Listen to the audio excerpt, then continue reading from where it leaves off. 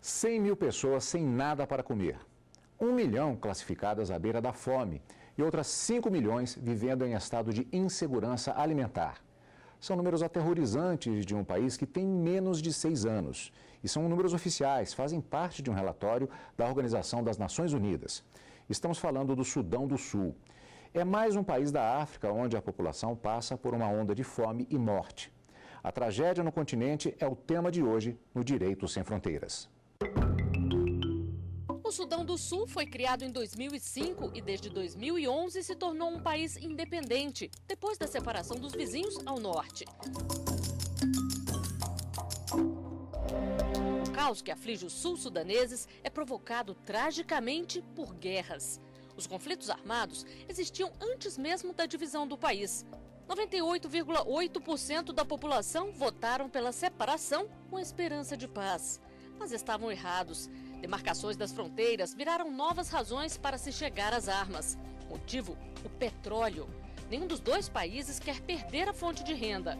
E não dá para ter renda em um país em guerra. Sem renda, sem comida, muita fome e morte. A FAO, Agência das Nações Unidas para a Alimentação, evidenciou a tragédia. Falta tornar evidente a vontade e a necessidade de ajudar os famintos. Além da guerra no país, a seca é outro fator que deve agravar a crise no Sudão do Sul.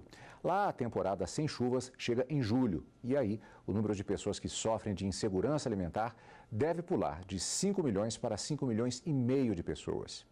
Para falar a respeito desse tema, os nossos convidados de hoje. Alain Bojanic, representante da FAO no Brasil, a Organização das Nações Unidas para Alimentação e Agricultura, e a doutora em Direito Internacional, Cristiane Buani. Agradeço muito a presença de ambos para falarmos a respeito desse tema tão importante e que, infelizmente, volta à nossa pauta, eventualmente, exatamente pela incessante luta que não atinge sempre os seus objetivos. Eu gostaria de começar falando com o Dr. Bojanic a respeito de alguns contextos, alguns conceitos específicos que trabalhamos em relação a esses dados da FAO. Por exemplo, a ONU fala sobre insegurança alimentar. O que é que significa exatamente esse conceito? Insegurança alimentar é quando as pessoas não têm suficientes alimentos para levar uma vida saudável, não? Uma pessoa, quando não consome as calorias que precisa e não faz exercício, não vai ter uma vida saudável, não? Então, mas esse é um conceito. Depois temos o conceito da fome mesmo, não?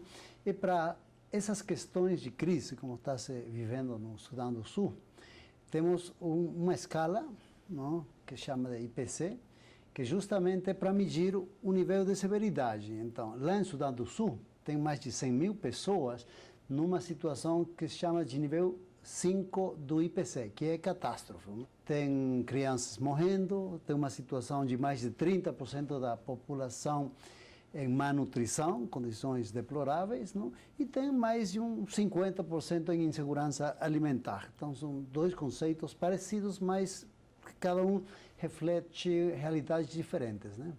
Agora, professora, existe uma, como vimos na reportagem, havia uma expectativa nesse processo que nós acompanhamos, inclusive, de separação dessa parte do país, se tornando, como vimos, há cerca de 6 anos, tornando-se um novo país. A expectativa é que as disputas que existiam, as guerras que existiam na região, elas chegassem a um termo. Não foi o que aconteceu. A relação entre o Sudão e o Sudão do Sul, né, desde a declaração de independência, especialmente na fronteira, ela não tem sido calma, né? Então tem sido uma independência que tem sido bem agitada nessas áreas. Mas principalmente as facções, após a independência, né, perderam um inimigo comum.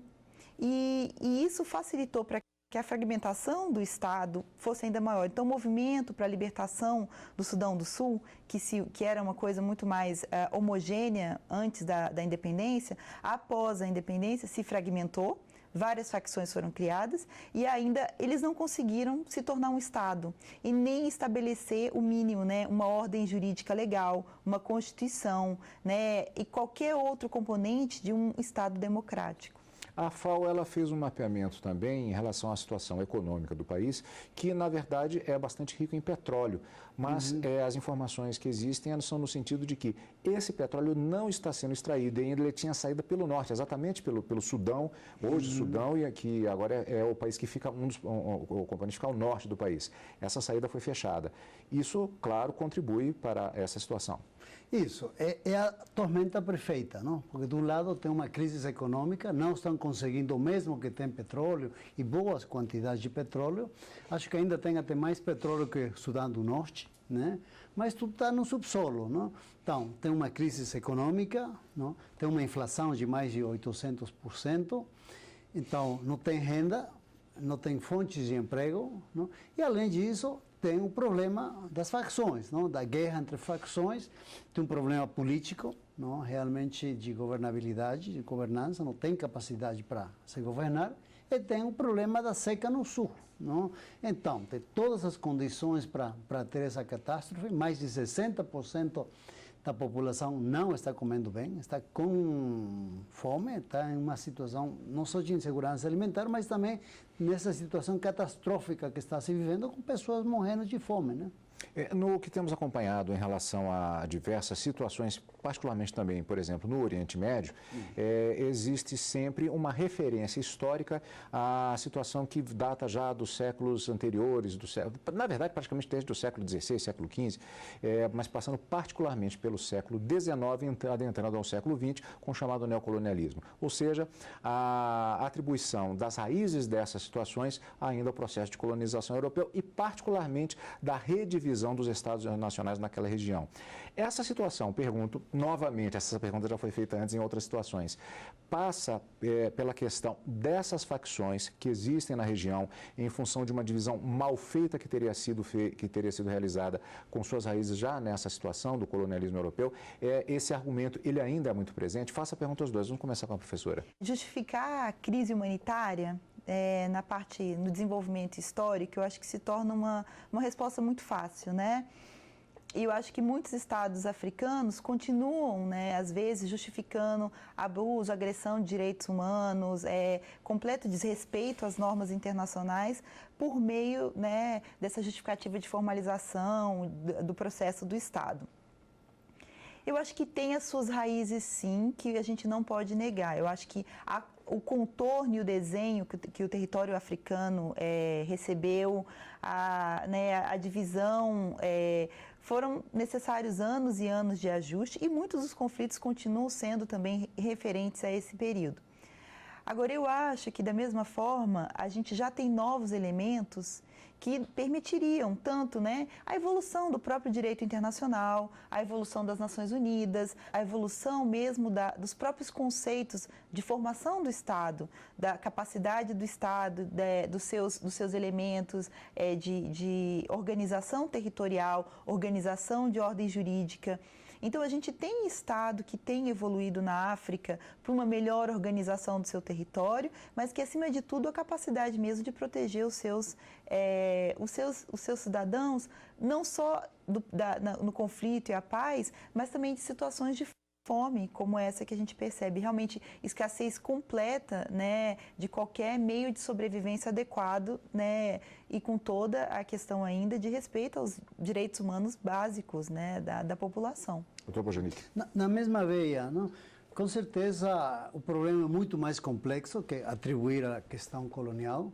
A Etiópia, que é o vizinho, teve grandes crises de fome, de insegurança alimentar, mas resolveram. A Etiópia está crescendo bem, melhorou muito as condições sociais da Etiópia, virou até um modelo para outros países, não? Imagens que ficaram famosas, inclusive, na segunda metade do século passado, a imagem dos etíopes, das crianças etíopes, magérrimas, é algo que ainda está na memória de todos e agora a referência exatamente acontece naquela região do Sudão. De bom desenvolvimento, as coisas estão dando certo, não? Tem ainda problemas, mas o que era há 20 anos Etiópia, o que é hoje, nada a ver, não são duas situações muito diferentes. Então, o problema é muito mais complexo. Se pensava que com a independência de Sudão do Sul, eles iam ter acesso ao petróleo, iam estar em uma melhor situação, mas isso não aconteceu, uma grande frustração. E isso tem a ver com essa guerra de facções, tem a ver com as situações que já mencionamos, mas principalmente, eu diria, os grandes problemas de governabilidade é pela imaturidade do Estado para justamente ter um diálogo político, para ter uma democracia que funcione, para ter os canais abertos de comunicação entre as diferentes fações, não? Então, o tema aí mais é um tema de violência, é mais um tema de falta de entendimento e de não ter uma democracia consolidada, né? Podemos falar em termos de responsabilidade do Estado ou do governo do Sudão do Sul diante dessa situação? Isso é uma pergunta muito frequente, né? Hoje quando se trata dessas crises frequentes na África, né? A ideia e a capacidade do Estado de realmente responder ou auxiliar ou se posicionar frente a esse tipo de crise. Quando a gente fala de responsabilidade do Estado, né? No cenário internacional, no direito internacional, é muito relativo a ele conseguir manter os seus componentes mínimos, né? Então, um principal nesse caso é a sua legitimidade perante a sua população e a capacidade de proteção. No caso do Sudão, a gente tem duas situações. Primeiro, ele claramente não consegue terminar o conflito e, em razão disso, a capacidade de proteger a população contra violências físicas, agressões, a fome, todos esses tipos de violência que a gente, né, tem mencionado, não está acontecendo. Né? E o Estado, perante a sua população, ele tem esse dever de proteção, né? Ele tem essa responsabilidade de proteger, né? Dentro de todas as regulações internacionais com a Assembleia Geral e todos os componentes de obrigações internacionais a qual o novo Estado se comprometeu quando ele, né, nasceu e foi aceito como membro nas Nações Unidas. Isso são categorias que ele deveria ser capaz de cumprir e ele não está cumprindo. E tem um outro lado também, que hoje o Sudão do Sul também não tem auxiliado muito e tem até notícias de que ele tem dificultado o acesso a certos grupos para que a assistência humanitária, né, das Nações Unidas, programas como a FAO e o Programa Mundial de Alimentos, consigam atingir os necessitados. Eu gostaria de aprofundar um pouquinho mais no próximo bloco, porque nós vamos agora rapidamente para o intervalo, encerrando só o primeiro bloco do nosso programa Direitos Sem Fronteiras de hoje. A gente volta daqui a pouquinho para continuar a falar a respeito da fome, que não é um mal diário somente na vida dos sul-sudaneses. Outros países da África sofrem dessa calamidade. Estamos de volta com o Direitos Sem Fronteiras, hoje abordando um problema de décadas na África, as mortes pela fome. O continente é rico em recursos naturais explorados desde o século XV. Daqui a pouquinho vamos ver um resumo a respeito desse processo de riquezas, mas antes eu gostaria ainda de aprofundar só um ponto, que era a sua resposta especificamente em relação ao Sudão do Sul, é o fato de que já há acusações no sentido de que o governo sul-sudanês estaria dificultando o acesso aos alimentos da própria população. É isso mesmo, doutor? O que acontece? Igual eu falei, é difícil você falar de um governo, né, sul-sudanês, né, de falar de um Estado, né? Você tem muitas facções que não se entendem, que não têm o controle do território. Então, para as agências das Nações Unidas de assistência humanitária, muitas vezes você não sabe qual é o seu interlocutor. E muitas vezes você não tem o conhecimento se aquela informação realmente é legítima no local de acesso aos que estão necessitando dessa intervenção. Então, já se disse essa ideia de que o próprio, que não se sabe se é governo ou não, de que há dificuldades para essas agências de atingirem a população em segurança alimentar. Então, de acesso de bloqueios, de comandantes militares e forças armadas, assim por diante. Uma situação que, infelizmente, não se resume a uma pequena região. Como dissemos, o continente todo, o continente africano, é rico em recursos naturais e que são explorados há séculos, praticamente desde o século XV, sem contar outras movimentações históricas que existem na região. Fizemos um pequeno resumo das riquezas africanas. Vamos assistir.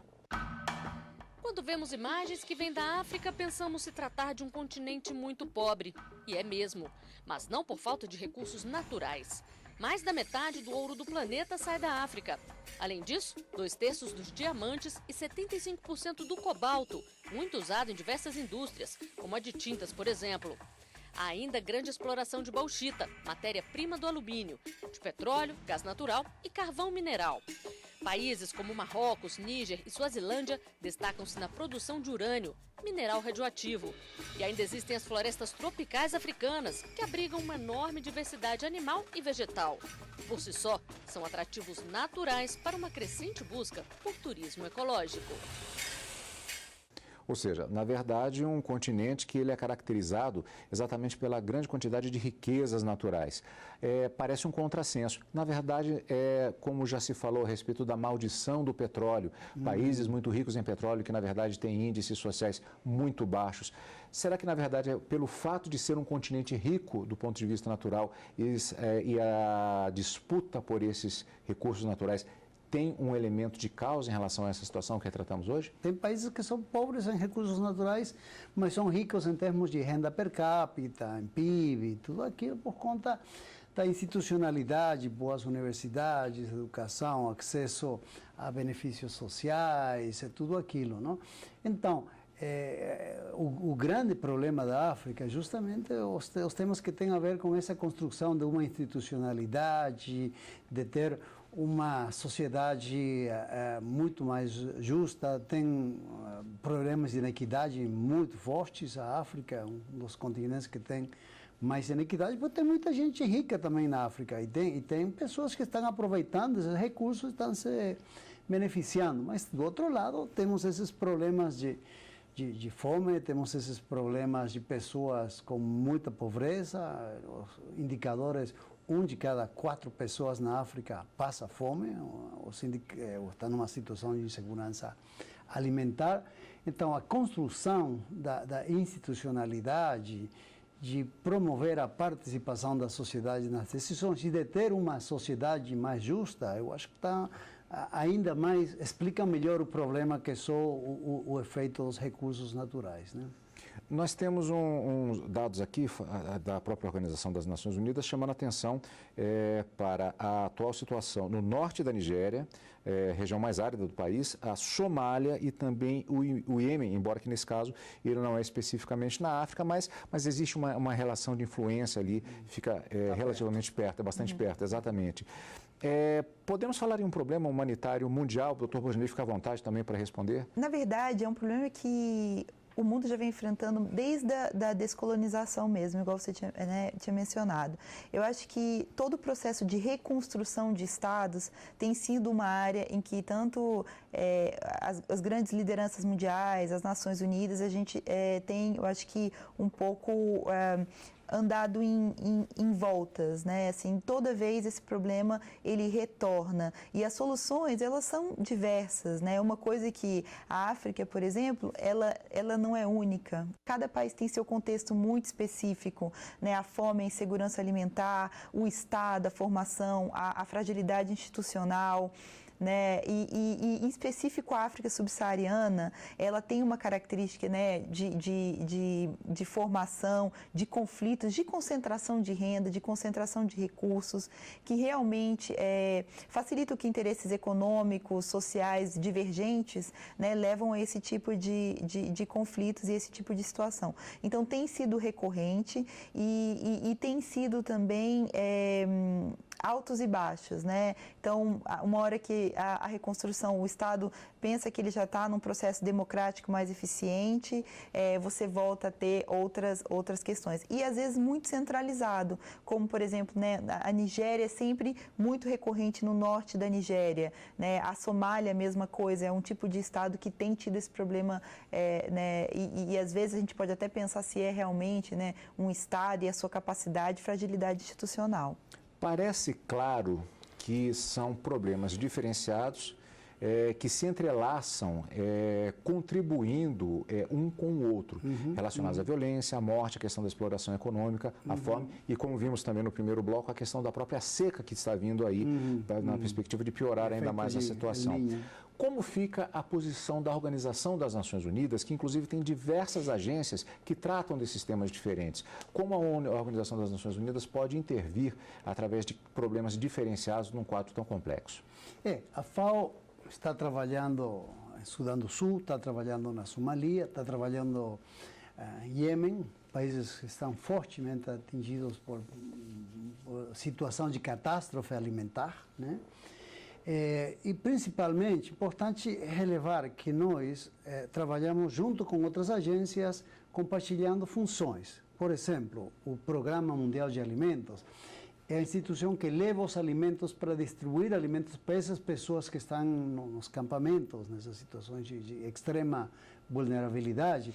E a FAO trabalha mais na parte mais estrutural de reconstrução, porque não adianta só dar de comer a essas pessoas, também tem que apoiar para que eles possam reconstruir suas vidas. Então, nós damos sementes, ferramentas, levamos assistência técnica para eles produzirem, tentamos melhorar as situações de acesso à terra, as questões justamente de institucionalidade. Tem outras agências que trabalham mais na questão de direitos humanos, respeito aos direitos humanos, as negociações de paz, os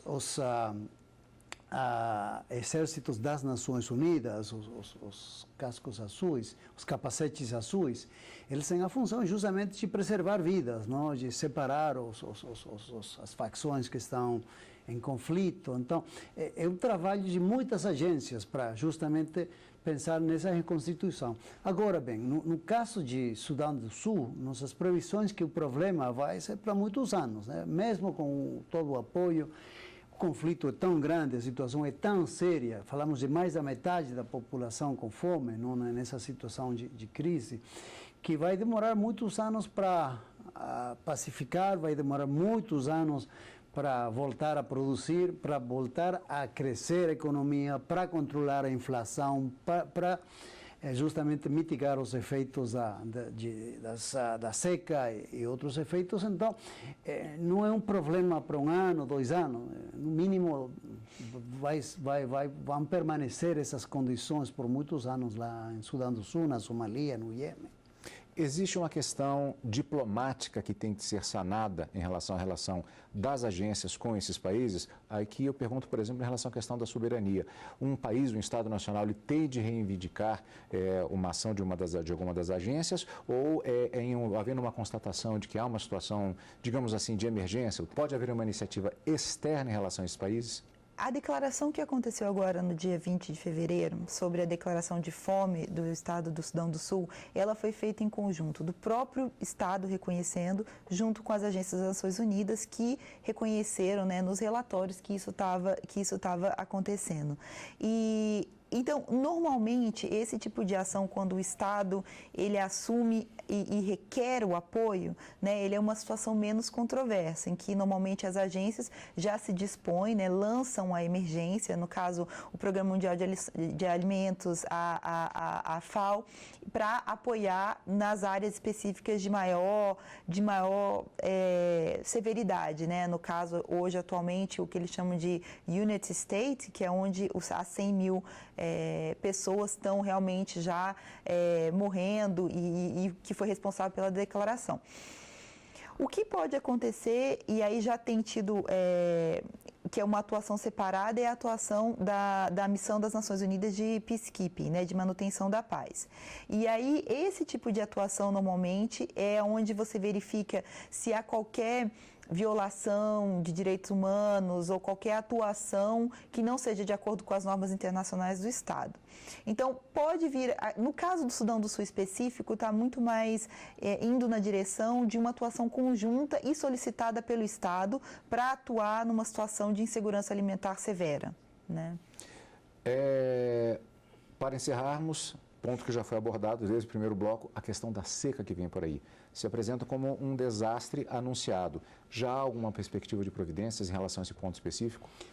Tem um problema da seca, mas é um problema focalizado, não? O grande problema não é a seca, na verdade. O grande problema é a violência interna, não? É a guerra entre facções e a falta de governabilidade, não? Para ter um Estado aí. Eu gostaria de fazer uma colocação em relação a que as Nações Unidas colocaram os objetivos de desenvolvimento do milênio, de desenvolvimento sustentável, não? Para que o ano 2030 não tenhamos mais fome no mundo. Mas faltam 14, 13 anos para chegar lá e ainda temos esses problemas. Então, problemas como esses vão dificultar muito poder atingir esse grande objetivo que é a Agenda 2030, a Agenda das Nações Unidas, assinada por mais de 190 países do mundo inteiro. Então, estamos indo para trás em algumas dessas questões. Então, a questão da seca é um problema, mas os outros problemas são ainda piores que a seca, né? Infelizmente, o nosso programa Direito Sem Fronteiras chega ao final. Muitas perguntas ainda ficam no ar para serem respondidas ao longo desse tempo. Estaremos acompanhando todas essas questões. Eu agradeço imensamente a Alain Bojanic, representante da FAO no Brasil, a Organização das Nações Unidas para Alimentação e Agricultura, e a doutora em Direito Internacional, Cristiane Buani, por participarem do nosso programa de hoje. E obrigado a você também, amigo da TV Justiça, que nos assistiu. Quer rever o Direito Sem Fronteiras? Acesse tvjustiça.jus.br. Para entrar em contato conosco, mande um e-mail para direitosemfronteiras@stf.jus.br. E até o próximo programa. Tchau!